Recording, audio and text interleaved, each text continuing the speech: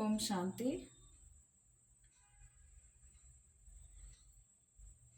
ಇವತ್ತು ಒಂದು ಒಳ್ಳೆ ಪಾಯಿಂಟ್ಸ್ ಬಗ್ಗೆ ಚರ್ಚೆ ಮಾಡೋಣ. इच्छाएं श्रेष्ठ भाग्य नहीं लाती, श्रेष्ठ कर्म लाते हैं. इसीलिए इच्छाओं का बोझ छोड़ हल्का हो श्रेष्ठ कर्म करते रहे.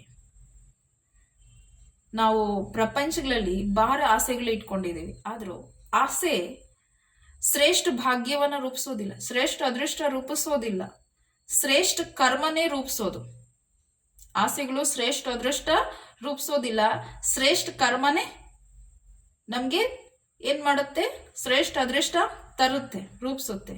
ಅದಕ್ಕೋಸ್ಕರ ಇಚ್ಛೆಗಳ ತೂಕವನ್ನ ಬಿಟ್ಟು ಹಗುರಾಗಿ ಶ್ರೇಷ್ಠ ಕರ್ಮ ಮಾಡ್ರಿ. ಹಿರಿಯರು ಸಹ ಹೇಳ್ತಾರಲ್ಲ, ಕರ್ಮ ಇಲ್ದಿರ ಫಲ ಇಲ್ಲ.